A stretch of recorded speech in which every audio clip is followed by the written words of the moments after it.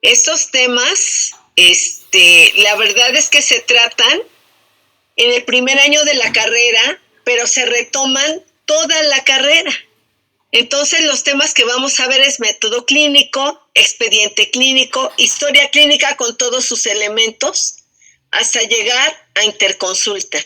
Y entonces, bueno, pues empezamos. Si estuviéramos presencial, yo les preguntaría qué es método clínico, pero solo tengo 1 hora, entonces no nos vamos a entretener mucho. Bueno, te cuento breve. La puedes citar. ¿Alguien puede yo también te la voy a citar para que... Compañeros, por favor, apaguen sus micrófonos. Bueno, el método clínico, recordemos que es la serie secuenciada y ordenada de pasos para llegar al diagnóstico, pronóstico y plan de tratamiento. Y se fundamenta en el método científico. La investigación clínica utiliza el método científico para conocer y comprender los problemas de salud del hombre, con el objeto de identificar cuadros clínicos, tratarlos y resolverlos. ¿Cuándo hacemos investigación clínica? Siempre que estamos frente a un paciente y vamos a hacer una intervención, sea solo diagnóstica o llegar hasta el tratamiento. Siempre estamos haciendo investigación clínica. El comparativo entre método científico y método clínico, que es lo que le da sentido a esto que les comento. El método científico dice enunciado del problema. En el método clínico realizamos inspección, anamnesis y exploración física para enunciar el o los problemas de salud bucales y sistémicos que tenga el paciente, incluso conductuales. El siguiente paso en el método científico es formular hipótesis. Nosotros hacemos diagnóstico clínico, es nuestra primera hipótesis. Verificación de esa hipótesis mediante los auxiliares de diagnóstico. Ya los vamos a ver, los vamos a repasar un poquito. Interpretación de los resultados. Vamos a dar un diagnóstico íntegro. Y formular nuevas hipótesis que van a ser el pronóstico y el tratamiento. Porque recordemos que en el área de la salud, medicina, odontología, siempre trabajamos con ensayo y error. Por lo tanto, el tratamiento es una nueva hipótesis a comprobar, porque cada paciente es diferente. Cada individuo va a reaccionar de manera distinta al tratamiento. El uso continuo del método clínico nos permite ejercitarnos en la formulación de hipótesis que se ponen a prueba y se confirman o se rechazan. Identificar la situación del proceso salud-enfermedad correspondiente a cada paciente, a cada individuo. Posibilita el descubrimiento de nuevas enfermedades, variantes clínicas de estas y respuestas terapéuticas diferentes a las esperadas. ¿Por qué? Porque cada vez que atendemos un paciente, pues tal vez responda de manera diferente a las acciones que realizamos. Permite descubrir nuevos signos clínicos y promueve el desarrollo de maniobras diagnósticas e impulsa la innovación tecnológica y los medios de la exploración. Todo eso es posible gracias al método clínico. Ustedes dirán, ¿qué innovación tecnológica? Pues estamos en una revolución que vivimos todos los días. Simplemente cuando vamos a MIC, o simplemente cuando vamos al depósito dental. Y vemos nuevos instrumentos para la exploración física y nuevas tecnologías que nos van a facilitar el diagnóstico y hacerlo más asertivo. ¿Qué es el expediente clínico? El expediente clínico es el conjunto de documentos escritos, gráficos e imagenológicos o de cualquier otra índole, en los cuales el personal de salud deberá hacer los registros y anotaciones y certificaciones correspondientes a una intervención con arreglo de las disposiciones sanitarias. La norma 004, Secretaría de Salud, 2012 del expediente clínico, pone esto en relieve siempre. Y hay muchísimos otros elementos que son importantes. que ustedes deben consultar la norma para poderlos tener todos. El expediente clínico, ya dijimos que es el conjunto de información. Ese expediente clínico se guarda en una carpeta, en un folder, en un archivo. Y debe tener historia clínica, notas médicas de urgencias, notas médicas de hospitalización, notas de los reportes de los profesionales, técnicos y auxiliares, el radiólogo, el higienista, el asistente, todos los profesionales que intervengan en un paciente. Sus notas están en el expediente clínico. ¿Qué es la historia clínica?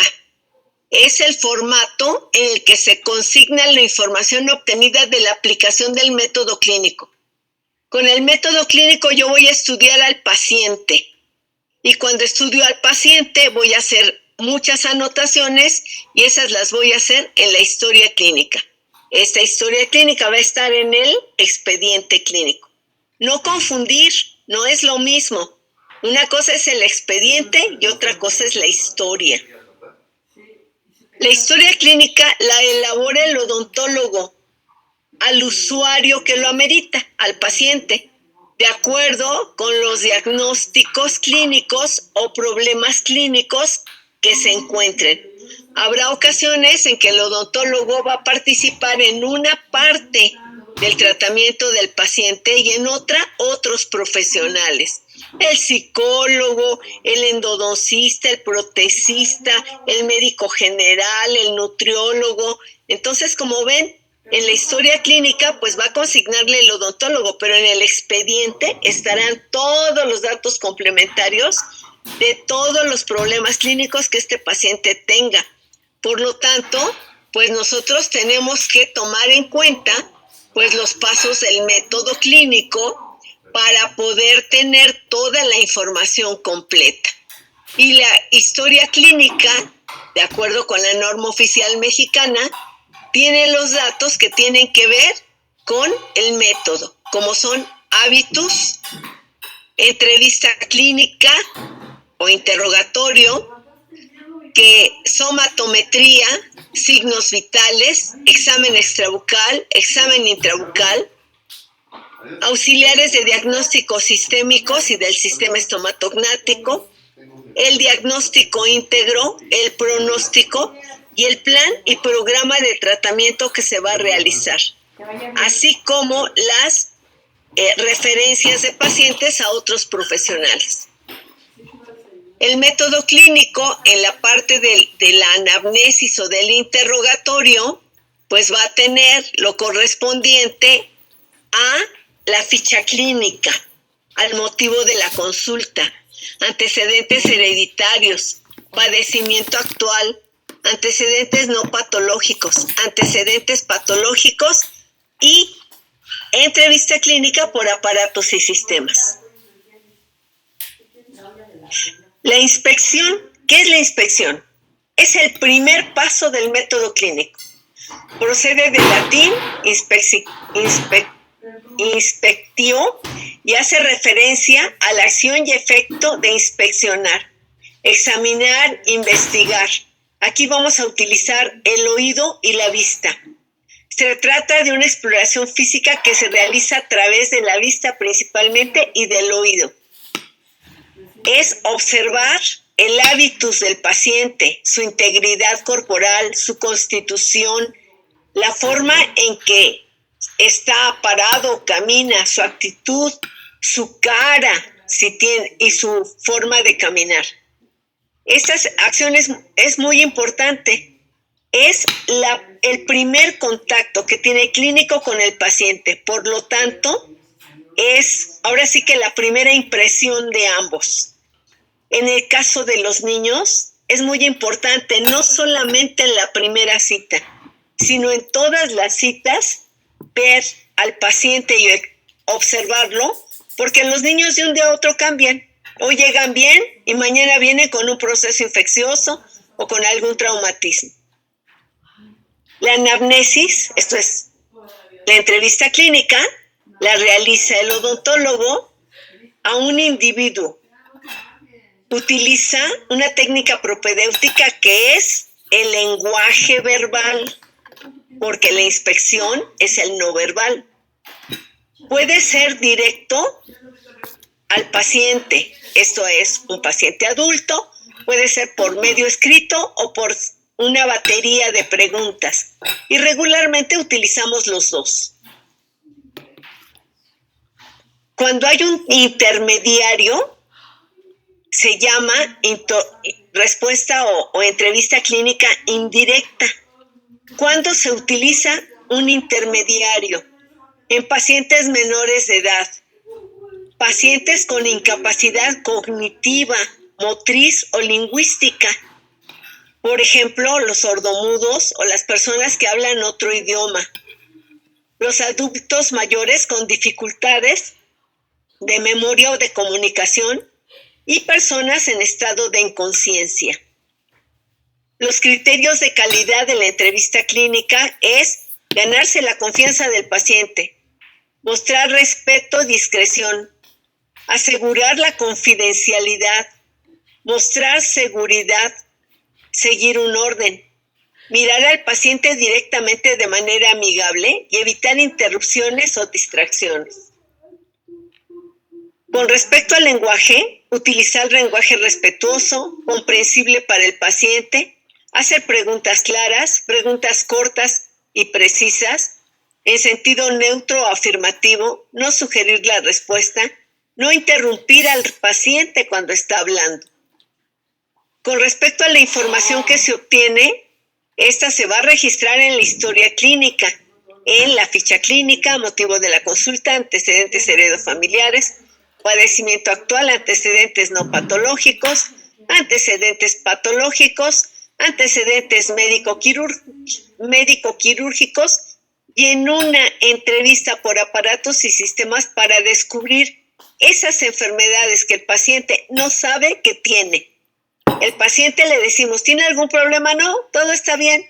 Pero a la hora que le empezamos a preguntar, pues puede tener síntomas de diabetes, de hipertensión, puede tener síntomas de hepatitis, puede tener N problemas. Entonces, por eso es tan importante. La segunda etapa del método clínico es la exploración física. Para la exploración física, nosotros vamos a utilizar lo que se denominan técnicas propedéuticas, que son la palpación, percusión, auscultación, medición y punción exploradora. Yo espero que recuerden en qué consiste cada una de estas, porque la palpación es por medio del tacto, la percusión por medio de emitir sonidos, la auscultación a través del estetoscopio, la medición, pues vamos a utilizar desde peso, talla, hasta vamos a utilizar medidas de los dientes, de los arcos dentarios, de la apertura, y la punción exploradora cuando hay un proceso infeccioso o una cavidad que no sabemos su contenido. Y esto es la exploración física. Entonces, la exploración física en la sometría, pues somatometría, vamos a ver el peso y talla de índice de masa corporal, que ahora son muy importantes, porque el índice de obesidad en México ha aumentado y la obesidad trae como consecuencias problemas colaterales, como puede ser diabetes, hipertensión, disfunciones hormonales, puede tener como consecuencia muy bajo peso, que ya implicaría anemias y otro tipo de problemas. Los signos vitales. Aquí tenemos cómo vamos a sacar el índice de masa corporal. Se considera normal entre 18 y 24.9. Y tenemos que unir esta información con la inspección, porque una persona con un peso de 110 kilos, de 1,70 de estatura, con un índice de masa corporal de 38, es los mismos datos que tiene una persona atlética que hace ejercicio y que su volumen se debe a masa muscular, o a una persona obesa que lo que tiene es grasa y esta probabilidad de N enfermedades. Esta presentación se las voy a dar para que ustedes puedan tener esta tabla en la que aparece desde el peso normal hasta delgadez 3 y del peso normal a obesidad 3 y vean cuáles son los riesgos de tener algunas de estas enfermedades. Estamos hablando de riesgos. En la exploración física, signos vitales: frecuencia respiratoria, temperatura, frecuencia cardíaca, pulso y tensión arterial. Los signos vitales van a tener variaciones de tipo fisiológico y patológico. ¿Cuáles son las variaciones fisiológicas? Las naturales, las que no obedecen a una enfermedad, que es solamente por nuestros hábitos, comer mucho o porque estamos dormidos o en reposo. Esos son aspectos fisiológicos. Y patológicos, sobre todo procesos infecciosos o algunos hormonales que nos van a generar algunos cambios. Vamos a obtenerlos por medios de técnicas propedéuticas, vamos a utilizar en algunos casos instrumentos y vamos a ver las técnicas de obtención. Para la frecuencia respiratoria es un proceso involuntario automático a dos niveles, pulmonar y tisular. El nivel tisular es producto o está involucrando al metabolismo, y el pulmonar pues es la fase de inspirar y expirar, y es precisamente el que nosotros vamos a poder inspeccionar y registrar. Las variaciones de la frecuencia respiratoria se llaman eupnea, que es una respiración en reposo lenta, que en un adulto es de 12 a 15 respiraciones por minuto y en los niños en reposo puede ser hasta de 20. Taquipnea es un aumento de la frecuencia respiratoria de 20 a 24 por minuto. En niños se presenta en casos de fiebre. Bradipnea, disminución de la frecuencia en menos de 10 respiraciones por minuto. Polipnea, aumento de la profundidad de la frecuencia respiratoria. Puedo tener una frecuencia respiratoria baja, pero con respiraciones profundas, o una respiración baja que no es tan profunda y que es preocupante porque ahí hay problemas con la oxigenación. Las causas de alteración, pues ya vimos las fisiológicas, el reposo, disminución, el aumento, el ejercicio, por ejemplo, o la ingesta abundante. Las causas patológicas, regularmente, procesos infecciosos o alteraciones hormonales. ¿Qué información aporta revisar la respiración?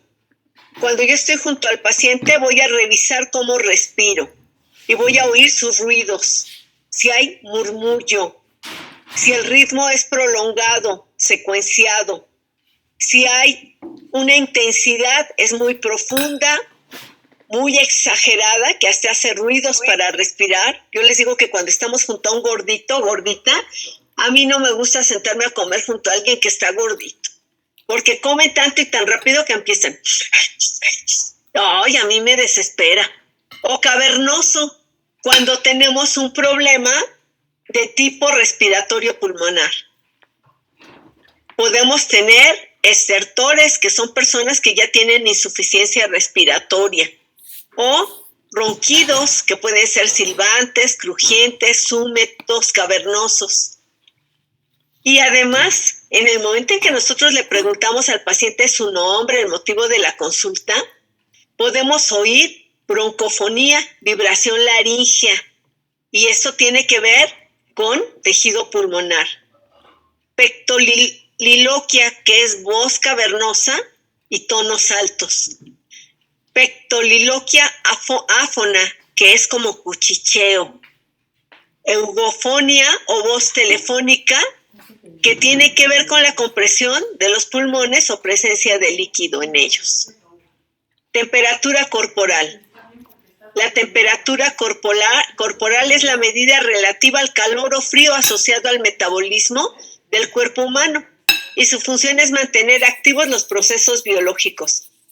Prácticamente en esta unidad, en temperatura, lo asociamos mucho a todo lo que es el proceso metabólico, que ustedes ya lo vieron en biología bucal.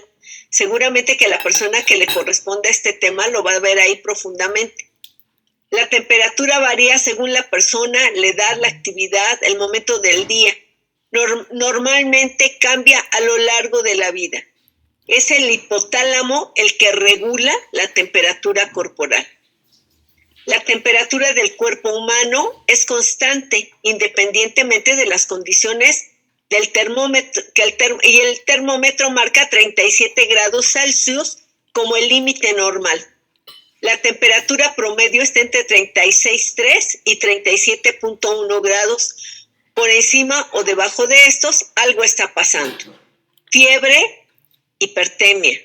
Febrícula, cuando es 37,1. Hipotermia, cuando baja de 36,3. Y estas alteraciones, pues ya son preocupantes porque ya nos están hablando de algún problema sistémico. Entonces, la temperatura corporal es relativa de calor o frío asociada al metabolismo, dijimos. Creo que me regresé. Aquí voy. Frecuencia cardíaca, pulso y tensión arterial. Espero que se acuerden de este esquema que vieron desde primaria, porque desde primaria vimos cómo es la circulación menor, que tiene que ver con el intercambio de dióxido de carbono y oxígeno en la sangre a nivel pulmonar, y la mayor, que es llevar el oxígeno a todo el organismo, y el cómo a partir de la aurícula derecha, que lleva la sangre oxigenada al organismo, y que ésta regresa a la aurícula izquierda no oxigenada para llevarla a los pulmones y oxigenarla. Y entonces, bueno, este gasto cardíaco habla de dos movimientos. Uno que se llama sístole, que es cuando el corazón está empujando la sangre a la aorta y a las arterias, y la diástole, que es cuando está llenándose ventrículos y aurículas.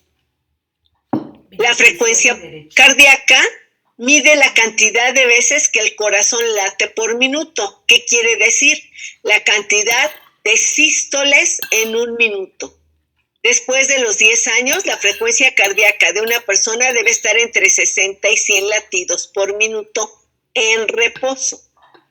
El pulso es la derivación del vocablo pulsus, onda, distorsión provocada por el avance de la sangre en las arterias. Es la expansión rítmica de las arterias por el paso de la sangre. Y nosotros lo vamos a identificar en las arterias que tienen un soporte óseo, como en la cubital, la humeral, la temporal, la submentoniana. Ahí que tenemos un soporte óseo podemos revisar esto. Y la carótida, que cuando en las otras no lo encontramos, pues en la carótida seguro lo vamos a encontrar. ¿Qué es la tensión arterial? Se define como la cantidad de presión que se ejerce en las paredes de las arterias por el paso de la sangre. Aquí vemos en este diagramita cómo al pasar la sangre empuja las paredes. El corazón lleva la sangre a las arterias y las arterias se abren. Ya eso es lo que es la tensión arterial. La tensión arterial va a variar de acuerdo con la edad. Y entonces la tensión arterial en los niños pequeños recién nacidos va a ser muy baja, y en los adultos mayores va a ser la normal, entre comillas, entre 130 y 90. Estos factores de frecuencia cardíaca y tensión arterial se pueden ver modificados incluso por la complexión del sujeto, por la herencia, pero las variantes son mínimas, y si se encuentran en estos rangos, podemos hablar que están relativamente normales. Solamente que esos rangos se modifiquen, pues entonces ya nos vamos a preocupar de qué está pasando. Vamos a la exploración física. Entonces, la exploración física implica el examen de extrabucal y el intrabucal. vamos a ver en el extrabucal cráneo, cuello, ATM y cara. Entonces, en el examen extrabucal vamos a ver cráneo, sus límites, estructuras, la técnica propedéutica y la función que ejerce o que tiene cada una de estas estructuras.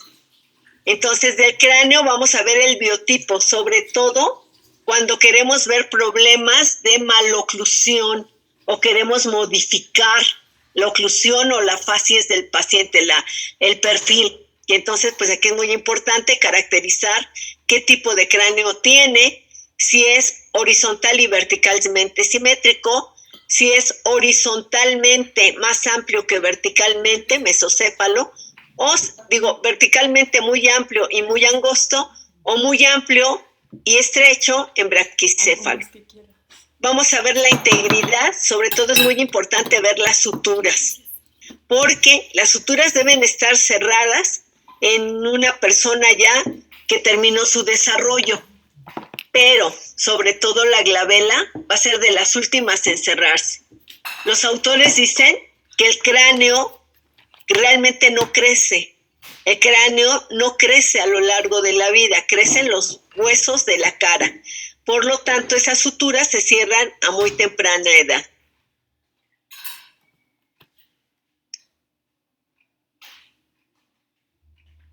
El cuello.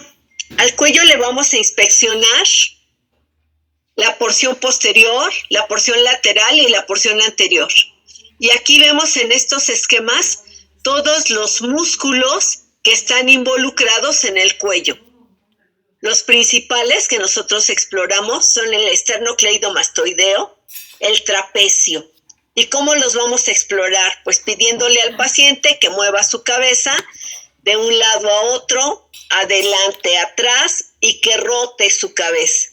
Y ahí el paciente me va a indicar si tiene alguna sensación dolorosa o alguna molestia. Y yo a la palpación voy a palpar los músculos, voy a identificar cuál es el músculo que está contracturado.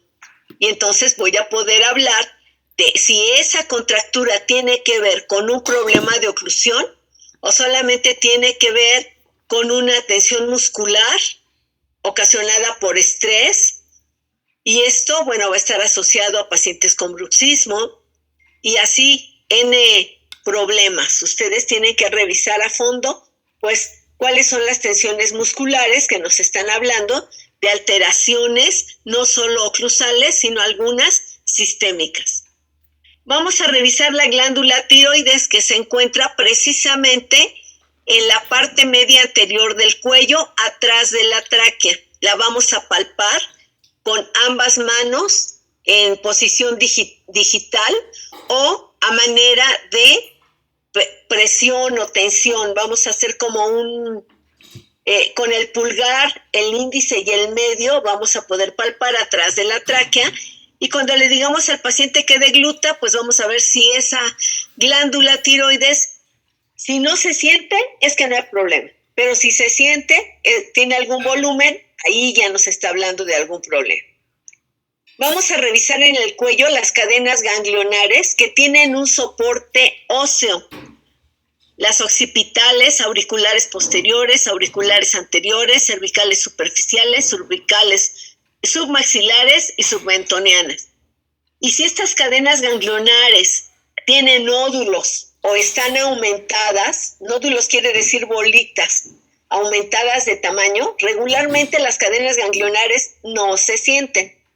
¿Cuándo se van a sentir? Cuando tengo alguna alteración dental.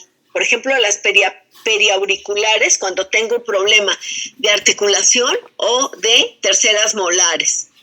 Las submentonianas en dientes anteriores y las submaxilares en dientes inferiores posteriores.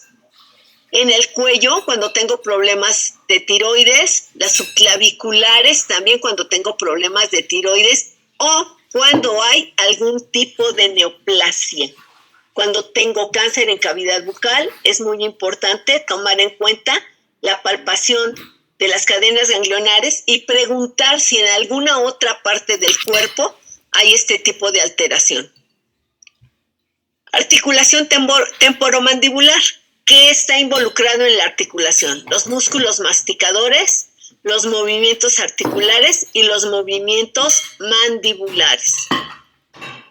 ¿Qué músculos? Pues aquí yo nada más puse 2, pero ya sabemos que son temporal, macetero, pterigoideos, pero además tenemos otros músculos que participan también en la deglución y en la masticación al nivel de la mandíbula, la lengua y el paladar. Que en la articulación voy a tener 2 técnicas de palpación. Una, colocando mi dedo índice y medio, como se ve aquí, pidiéndole al paciente que abra y cierre. Si escucho un ruido, lo voy a escuchar con el estetoscopio si hay diferencia entre el lado derecho o izquierdo. O colocando mis dedos índices dentro de la cavidad auricular y con mis dedos hacia adelante pedirle al paciente que abra, cierre, haga movimientos de lateralidad para identificar los movimientos de rotación y traslación. Si en el movimiento de rotación o de traslación hay algún ruido o algún desplazamiento anormal del cóndilo. De la cara, en la cara voy a explorar un montón de cosas. El biotipo facial. A veces corresponde con el craneal, a veces no. Braquicéfalo, cara ancha y corta. Dolicocéfalo, cara larga y angosta. Y mesocéfalo, relación vertical y horizontal relativamente iguales. Y fíjense que esto, recordarán que tiene que ver con la raza. A veces viene un paciente braquicéfalo y lo queremos mesocéfalo. O viene un mesocéfalo y lo queremos dolicocéfalo, y ahí andamos viendo cómo le vamos a arreglar toda su estructura para poder llegar a hacer estos cambios. En la cara voy a ver la simetría. Aquí yo puse a un paciente que es asimétrico. Y observen, es un niño. Y este niño tiene una asimetría mandibular. Y esta asimetría mandibular me está hablando de un problema articular o un problema de desarrollo facial. Voy a revisar, cuando reviso la ATM, las orejas, que haya pabellones auriculares. Algunos síndromes ocasionan que los pabellones auriculares no se forman y por lo tanto, pues el paciente va a tener problemas auditivos. Se le resuelven los problemas auditivos con prótesis, pero tengo que ver si ese problema auditivo está generándome problemas también articulares o dentales. Voy a revisar en los ojos sobre todo el fenómeno de miasis y de midriasis. Cuando el paciente tiene miedo, va a contraer su pupila y se va a dilatar, se va a contraer y a dilatar, lo mismo en los cambios de luz. ¿Cuándo me debo preocupar? Cuando se queda en miosis o cuando se queda en midriasis, que ya no cambia. Ese paciente está a punto de desmayarse. Entonces, por eso es muy importante que cuando anestesiamos al paciente o lo sentamos, revisemos muy bien este reflejo ocular, porque este reflejo pues, nos va a indicar si el paciente está tranquilo, si está asustado, si viene alterado. Cuando tiene mucho miedo, va a haber esos cambios.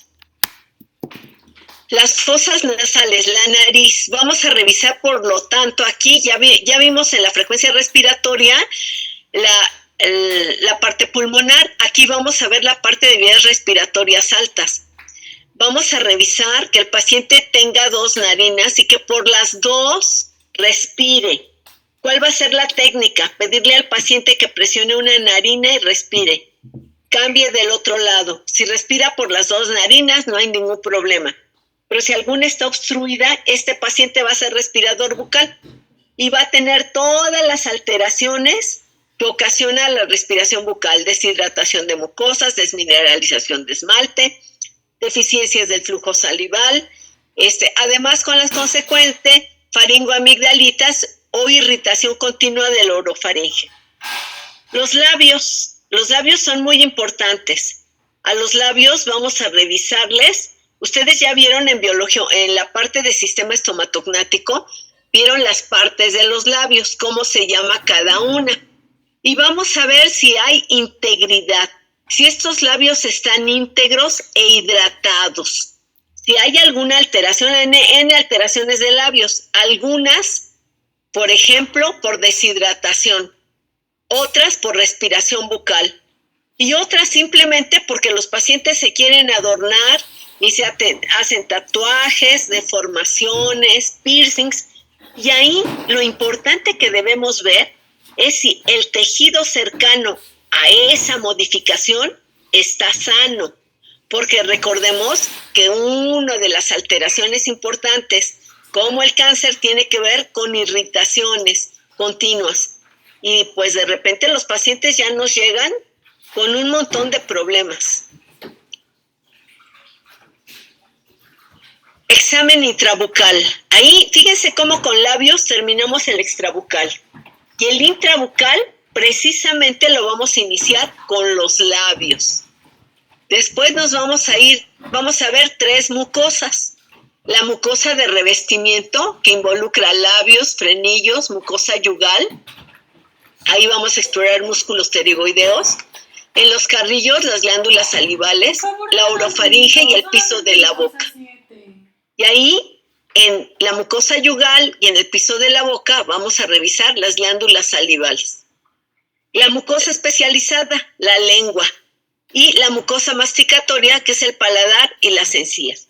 Son las estructuras que vamos a revisar en ese orden en el examen intrabucal. Y deliberadamente no les puse dientes, porque los odontólogos nos vamos primero al diente y ya no vemos todo lo demás. Lo último que se revisa en el examen es los dientes. Entonces aquí tenemos, ahora sí, vamos con los dientes y vamos a ver las encías, que no estén rojas como aquí, que tengan puntilleo, que no estén lisas, que no tengan aumento de volumen. Este paciente tiene una gingivitis leve y puedo ver aquí la presencia de biopelícula. Pero en la encía, pues voy a ver todas estas alteraciones. En los dientes, pues no solamente caries dental, fluorosis, dentinogénesis, amelogénesis, fracturas, atrición, abrasión, son las alteraciones dentales. Vamos a ver alteraciones de la pulpa, como pulpitis, que puede ser crónica, la hiperemia, o puede haber necrosis, o puede haber pólipos pulpares. Y entonces, bueno, pues yo voy a revisar de la pulpa dental que esté sana, y si no está sana, pues las posibles alteraciones son pulpitis crónica, hiperemia aguda, necrosis o pólipos pulpares. Y regularmente los procesos pulpares o las alteraciones pulpares se deben a abscesos periapicales, esto es, a procesos infecciosos en el periapis. Muy bien en el tiempo, van. Entonces, vamos al uso de auxiliares de diagnóstico. Y vamos a ver el cuadro de auxiliares de diagnóstico. Y vamos a ver que vamos a tener diagnósticos para ver problemas sistémicos, como la biometría hemática, la química sanguínea, el general de orina, la citología exfoliativa y la biopsia. Y estos estudios los voy a enviar sobre todo cuando voy a hacer una cirugía. Y una cirugía no es solamente terceros molares difíciles. Nosotros trabajamos con microcirugía y estamos interviniendo en torrente sanguíneo cuando hacemos un detartraje profundo o cuando hacemos una pulpectomía, una endodoncia.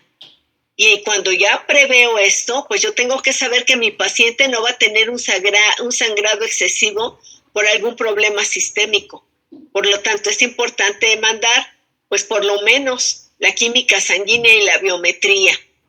Si mi paciente además me reporta ser diabético, ser hipertenso, estos estudios los tengo que enviar necesariamente para poder saber en qué condiciones llega el paciente y darle las indicaciones de ver a otro especialista de la salud para mejorar su condición sistémica. Muchos de los tratamientos bucales se complican por problemas sistémicos, por eso es tan importante saber. En el caso de que pues mi paciente no va a gastar para estos exámenes cuando yo voy a empezar a trabajar, eso sería una exageración, pero yo sí tengo algunos medios sencillos para poder ver con una cinta reactiva y cintas reactivas para ver alteraciones a través de la orina, o voy a ver a través de una punción con un simple dextrostrix si mi paciente tiene algún problema de glucosa alta, hiperglucemia o hipoglucemia. Las dos son importantes identificarlas. Citología exfoliativa biopsia solo en casos muy específicos, pero la citología exfoliativa la voy a utilizar cuando tengo procesos infecciosos recurrentes y resistentes en periápice, porque ahí sí necesito hacer tanto un antibiograma como ver qué tipo de microorganismos o de colonias hay ahí para poder atacarlas adecuadamente o hacer el tratamiento más adecuado. Del sistema estomatognático específicamente, pues las radiografías, la fotografía y otros estudios imagenológicos. Las tomografías ahora están muy de moda. Ya las panorámicas de repente se usan más que las periapicales, pero la tomografía ya se usa más que otros estudios, incluso que una panorámica o que una lateral de cráneo, porque puedo trabajar con ellos en 3D y en diferentes posiciones. La ultrasonografía, pues la voy a utilizar sobre todo para diagnóstico de ATM. Y el visiógrafo microscopio clínico, pues es una herramienta muy valiosa e importante, sobre todo si me dedico a atender conductos radiculares. Esto es endodoncia, porque tiene un nivel de precisión alto y puedo ubicar pues todos los conductos accesorios o las desviaciones de conductos que hubiera. Y entonces ahora por eso le llaman microscopio clínico los endodoncistas, y ya en muchos consultorios hay, incluso en las clínicas nosotros ya tenemos visiógrafo en algunas de las clínicas.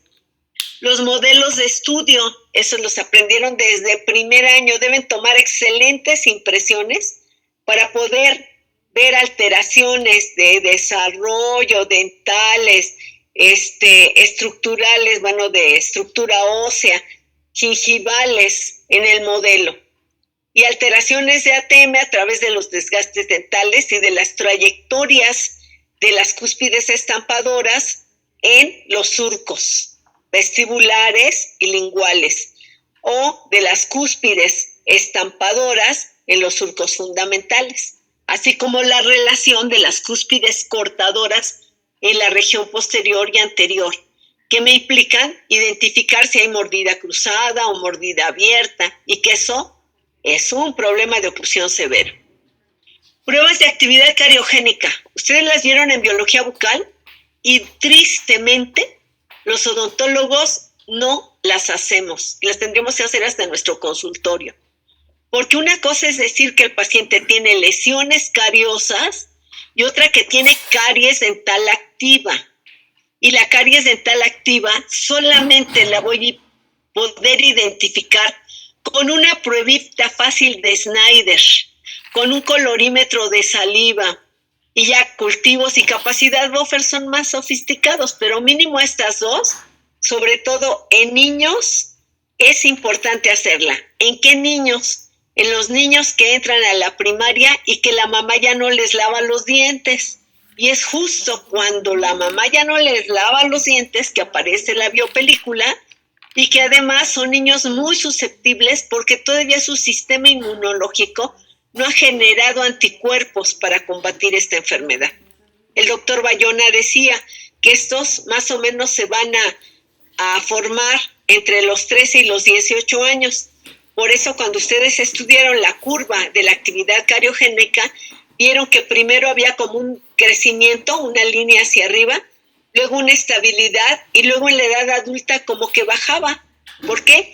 Pues porque cambian los factores de pH salival, pero también cambia el sistema inmunológico y eso ayuda bastante a evitar caries, pero entonces tenemos enfermedad periodontal. Tinción de biopelícula y sondeo periodontal para identificar el grado de daño gingival y en los tejidos periodontales. Cuando hablo de gingival, estoy hablando de encía adherida. Cuando hablamos de periodontales, estamos hablando de lesiones o rupturas del surco gingival, destrucción de fibras periodontales, de cemento y de hueso. Y ahí ya estoy hablando de enfermedad periodontal. Y eso lo voy a identificar con una sonda milimetrada. ¿Hasta dónde está mi surco gingival o ya no existe? Y la tinción de biopelícula pues me va a permitir saber qué limpieza o qué higiene tiene el paciente y esa gingivitis que tan fácil o tan difícil va a ser erradicar. Las pruebas eléctricas y térmicas las voy a utilizar en problemas pulpares para identificar si hay vitalidad pulpar o ya hay necrosis. ¿Qué es el diagnóstico íntegro? Es el resultado del estudio integral del paciente con base en el método clínico. Para hacer un diagnóstico íntegro, voy a aplicar principios de razonamiento y este debe ser un resumen objetivo del caso, ordenar la información, jerarquizar los signos, los síntomas de acuerdo con su sensibilidad, especificidad, valor predictivo, importancia relativa en la fisiología de la enfermedad, potencial gravedad, etc. Considerar los aspectos sociales y conductuales del paciente que tienen relación con el padecimiento de la enfermedad y agrupar los signos y síntomas encontrados. Haciendo este ejercicio sistemático, voy a poder llegar a un diagnóstico asertivo. ¿Qué es un diagnóstico asertivo? Pues un diagnóstico cercano a la realidad del paciente. Para poder hacer eso, un diagnóstico asertivo, tengo que hacer un resumen objetivo del caso, ordenar la información, agrupar los síntomas que ya habíamos dicho, distinguir entre síndromes duros y blandos, lo que es un síndrome congénito o lo que es un síndrome ocasionado por problemas después del nacimiento. Importante, no inventar. Si el paciente no dice tener algo, no lo tiene. Y si el paciente no tengo pruebas fehacientes en sus estructuras sistémicas y bucales de una alteración, no la tiene. Entonces no debo inventar. Ir del síntoma al signo. ¿Qué es el síntoma? El síntoma es lo que el paciente dice que siente y yo no lo puedo medir. El signo es lo que se puede medir, como la fiebre, la estatura. Y entonces ahí al síndrome. ¿Qué es el síndrome? Un conjunto de signos y síntomas que corresponden con una enfermedad específica. Y esto me va a permitir dar el nombre de la enfermedad y el origen de la enfermedad. Quiere decir diagnóstico nosológico y etiológico. Debo tener una visión holística, evitando reducir los signos y síntomas. A veces digo, se le va a quitar ese problema. No, yo tengo que ir más allá, ir ver si ese problema está asociado a otras cosas. ¿Ustedes han visto al doctor House? Yo espero que sí, porque el doctor House nos habla de esa visión holística y de esa indagación continua que no reduce los síntomas evidentes y llega a problemas difíciles de diagnosticar. Nosotros debemos tener esos hábitos. El doctor Martínez Cortés dice, existen enfermos y no enfermedades. Yo puedo tener una enfermedad característica y el enfermo presentar signos y síntomas que no corresponden con esa enfermedad característica. ¿Por qué? Porque algunas enfermedades son psicosomáticas y otras son tan complejas que se confunden los signos y los síntomas y tendré que hacer un diagnóstico diferencial. Importante hacer una redacción sintética en la que se menciona en orden jerárquico las enfermedades sistémicas y bucales que tiene el paciente. Déjenme ver si tengo aquí. No tengo. Un ejemplo. Por ejemplo, ustedes hacen el resumen clínico y repiten los datos que encontraron importantes de la historia clínica. Eso es un resumen clínico. Un diagnóstico es decir, el paciente tiene bajo peso, el paciente tiene anemia, tiene cialocitosis, tiene inflamación gingival, gingivitis, tiene un índice O'Leary de 23, por lo tanto una higiene deficiente, tiene chasquido, crepitación del lado derecho, posible luxación o subluxación del ATM, que se manifiesta en desgastes dentales, nada más hasta ahí, y lesiones cariosas grado 1, grado 2, grado 3, grado 4. Ese es el diagnóstico. Ahí no digo de qué dientes, porque eso está en la historia clínica, en el odontograma. Si tengo análisis de modelos, pues no me voy a repetir todo el análisis, nada más voy a dar el diagnóstico. Voy a dar a la mejor ausencia dental con la consecuencia asimetría del lado derecho en relación con el izquierdo, con chasquido de ATM, ocasionado seguramente por esto. La etiología es ese problema de pérdida dental, por ejemplo, ¿no? ¿Qué es el pronóstico? El pronóstico se basa en las causas de la enfermedad, la herencia, el ambiente y el medio social. Ya Hipócrates decía, cuando revisaba a los enfermos y los llevaba a un lugar diferente a la curación, muchas de las enfermedades tienen que ver con el medio ambiente, como el frío, el calor, la contaminación, o el medio ambiente social que genera estrés. ¿Por qué? Porque el medio ambiente social llega a llevar a las personas hasta el suicidio. Y entonces, bueno, pues esta parte social, nosotros la preguntamos en la anamnesis, en la ficha clínica, y hasta le preguntamos cuántos miembros de la familia son, si tiene drenaje, y eso después en el diagnóstico se nos olvida. Ya no hablamos del medio social. Cuando hago el diagnóstico social, pues voy a indicar que este paciente tiene riesgo de enfermar por insalubridad, por falta de servicios, por contaminación ambiental o por contaminación que tiene que ver con la delincuencia organizada. Y todo eso puede estarle generando al paciente bruxismo. Entonces, como ven, pues las causas sociales son importantes. Yo, obviamente, pues la herencia. Ahí ustedes hicieron un trabajo en primer año de enfermedades y les pedimos una clasificación. ¿Cuáles son hereditarias? ¿Cuáles son adquiridas? ¿Y cuáles son de transmisión? De ese enorme trabajo. Cuando yo tengo claro esto, puedo saber cuáles son hereditarias. Con base en todos estos datos, yo puedo decir que mi diagnóstico es favorable o benigno. Esto es, se prevé que el paciente va a curarse. ¿Qué quiere decir? Volver a tener anatomía y función de sus estructuras. Se va a recuperar la estructura y la función. Va a ser reservado dudoso, cuando hay incertidumbre sobre la evolución. Probablemente pueda llegar hasta la mutilación. ¿Qué quiere decir la mutilación? Eliminar, por ejemplo, caninos o primeras molares de adulto.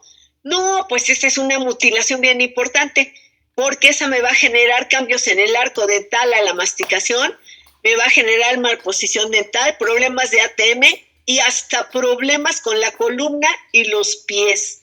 Entonces, fíjense, ese es un reservado dudoso. Desfavorable o letal cuando va a terminar en mutilación o muerte, quiere decir va a terminar edéntulo. Y un paciente que pierde todos los dientes en edad temprana, en esta expectativa de vida que tenemos ahora, hasta los 80, 90 años, ya no va a tener en dónde sostenerse una prótesis. Y si tiene problemas sistémicos, no es candidato de implantes. Y entonces ese paciente, al no tener una prótesis, va a perder el reflejo de la deglución y va a perder la comunicación porque no va a poder hablar, no va a pronunciar bien las palabras.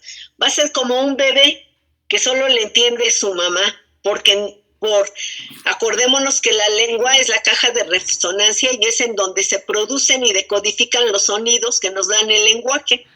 Por lo tanto, si esta caja de resonancia tiene defectos, pues el paciente va a caer en depresión, en aislamiento, y fíjense nada más por los dientes.